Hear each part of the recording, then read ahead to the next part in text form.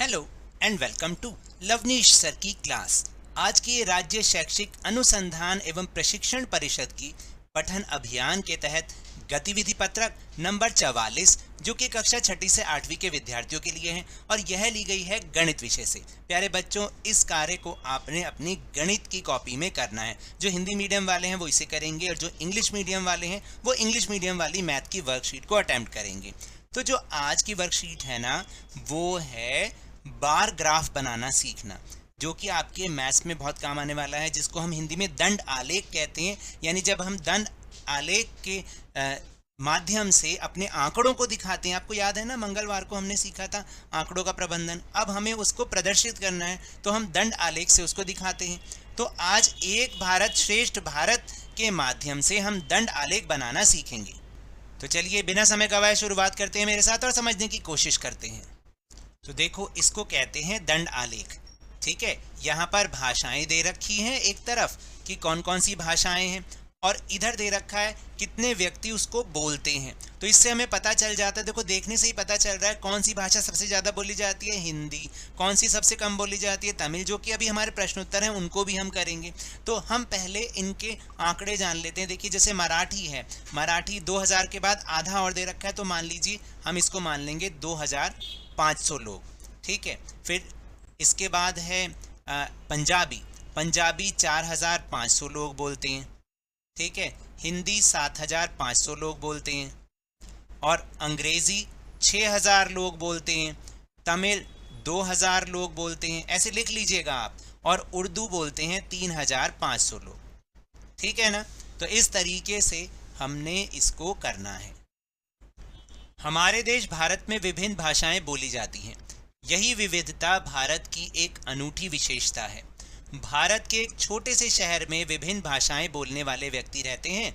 नीचे दिया गया दंड आलेख यानी कि बार ग्राफ इस शहर में विभिन्न भाषाएं बोलने वाले व्यक्तियों की पूर्ण संख्या को दर्शाता है।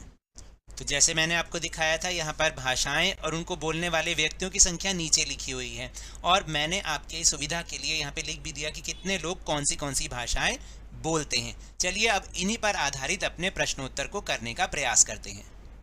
तो पहला प्रश्न है कि दंड आलेख के आधार पर निम्नलिखित प्रश्नों के उत्तर दीजिए। कौन सी भाषा सबसे अधिक बोली जाती है? तो आपको पता ही चल गया होगा, क्योंकि 7500 लोग बोलते हैं, तो वो भाषा है हिंदी। आपने लिखना है यहाँ पर हिंदी।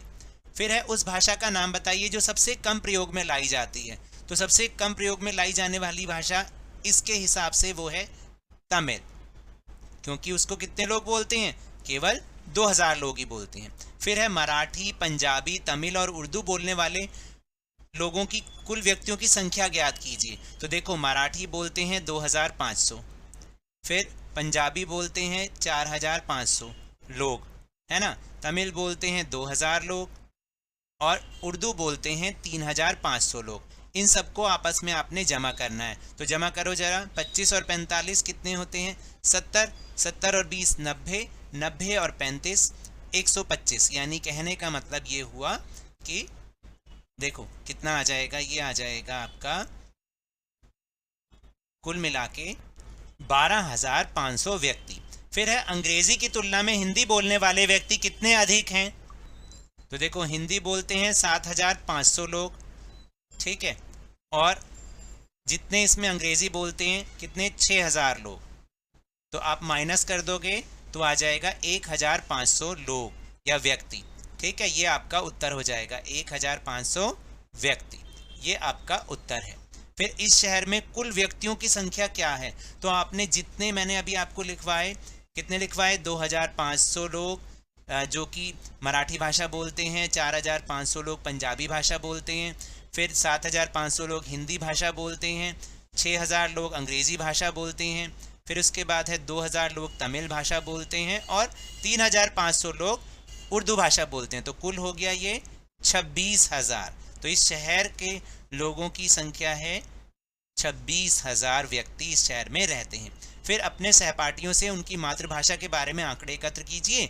एकत्रित आंकड़ों को दंड आलेख के रूप में भी निरूपित कीजिए। यानी अब आपने अपने दोस्तों सहपाठियों से बात करनी है कि उनकी मातृभाषा क्या है, और फिर इसी तरह से जैसे ऊपर आपने दंड आलेख देखा वैसा ही दंड आलेख आपने बनाना है और उसको प्रदर्शित करना है। तो चलिए इसको हम जल्दी से करने का प्रयास करते हैं। तो देखिए, आप आखिरी प्रश्न का उत्तर इस तरह से कर सकते हैं, ठीक है ना। आपने बिल्कुल ऐसा ही एक बार ग्राफ बनाना है और जैसे मैंने लिखा है, तो मराठी बोलने वाले कितने लोग हो गए हैं, मतलब कितने सहपाठी हैं, वो हैं 25। पंजाबी बोलने वाले कितने हो गए हैं, 45। इसी तरह से हिंदी बोलने वाले 75 और अंग्रेज़ी बोलने वाले 60, तमिल बोलने वाले 20 और उर्दू बोलने वाले 35। इस तरह से आप इसको दिखाएंगे, ठीक है। तो आप आखिरी प्रश्न का उत्तर इस तरह से बना सकते हैं। तो ये तो थी आज की वर्कशीट। अगर मेरे इस तरह समझाने से अब आपको समझ में आने लगा है तो इस चैनल और वीडियो को लाइक कीजिए, शेयर कीजिए और अगर आप नए हैं तो जल्दी से सब्सक्राइब कर लीजिए। और टेलीग्राम ऐप पर हमारा चैनल लवनीश सर की क्लास, उसको ज्वाइन करना ना भूलिएगा, जिसको ज्वाइन करने का लिंक आपको इसी वीडियो के डिस्क्रिप्शन बॉक्स में मिल जाएगा। लेकिन ये भी याद रखिएगा, घर से बाहर निकलते समय मास्क अवश्य लगाएं और जब भी आपकी बारी आए कोरोना का टीकाकरण अवश्य कराएं, क्योंकि कोरोना को हराना है और जिंदगी को एक बार फिर से सुहाना बनाना है। इसी उम्मीद के साथ बहुत बहुत धन्यवाद।